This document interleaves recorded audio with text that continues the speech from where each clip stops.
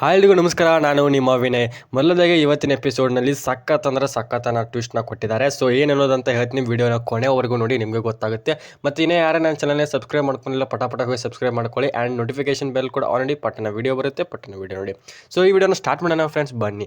ಮೊದಲದಾಗಿ ನಿನ್ನೆ ಒಂದು ಎಪಿಸೋಡ್ನಲ್ಲಿ ಹೇಳಿದ್ರು ಏನಪ್ಪ ಅಂತಂದರೆ, ಎಲ್ಲ ಚಿನ್ನ ಒಡವೆಗಳನ್ನು ಯಾರು ಪವಿತ್ರ ಅವರು ಕದ್ದಿದ್ರು ಅನ್ನೋ ಒಂದು ಸುಳ್ಳು ಆರೋಪನ ಕೊಟ್ಟಿದ್ರು ಇಡೀ ಎಲ್ಲ ಮನೆಯವರು.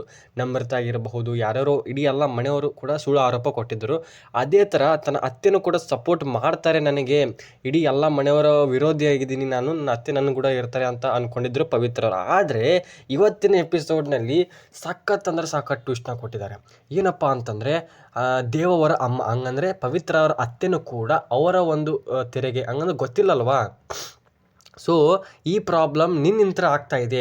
ನನ್ನ ಎರಡನೇ ಮಗ ತಿಲಕನ ಕಳ್ಕೊಂಡಿದ್ದು ನನ್ನಿಂದ ದೂರ ಆಗಿದ್ದು ನಿನಗೋಸ್ಕರನೇ.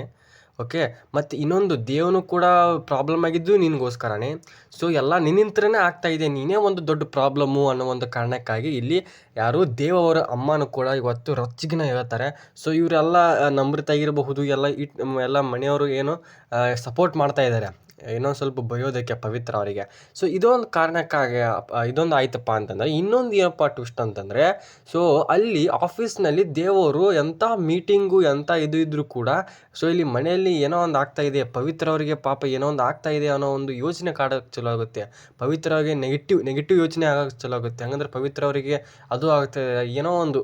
ಓಕೆ, ಇದು ಎಲ್ಲ ಸುಳ್ಳು ಆರೋಪಣ ಆಗ್ತಾ ಇರೋದು ಎಲ್ಲ ನಮ್ರತ ಅಥವಾ ಎಲ್ಲ ಮನೆಯವರು ಸೇರಿ, ಯಾರು ಪವಿತ್ರವ್ರ ಸಪೋರ್ಟ್ನಲ್ಲಿಲ್ಲ ಮನೆಯಲ್ಲಿ. ಸೊ ಅದಕ್ಕೆ ಇಲ್ಲಿ ದೇವವರು ಆಫೀಸ್ನಲ್ಲಿ ತಾನು ಭಾಳ ಅಂಜಕತ್ತಿದ್ದಾರೆ, ಭಯ ಪಡ್ತಾ ಇದ್ದಾರೆ ಪವಿತ್ರರಿಗೆ ಏನೋ ಆಗ್ತಾ ಇದೆ ಅಂತ. ಸೊ ನೆಕ್ಸ್ಟ್ ವಿಡಿಯೋನಲ್ಲಿ ಹೇಳ್ತೀನಿ ಕೂಡ. ಈ ವಿಡಿಯೋನ ಕೊನೆವರೆಗೂ ನೋಡೋಕ್ಕೆ ಥ್ಯಾಂಕ್ಸ್ ಹೇಳುತ್ತೆ. ಈ ಫ್ರೆಂಡ್ಸ್ ಸಬ್ಸ್ಕ್ರೈಬ್ ಮಾಡಿ, ಥ್ಯಾಂಕ್ಸ್, ಬಾಯ್.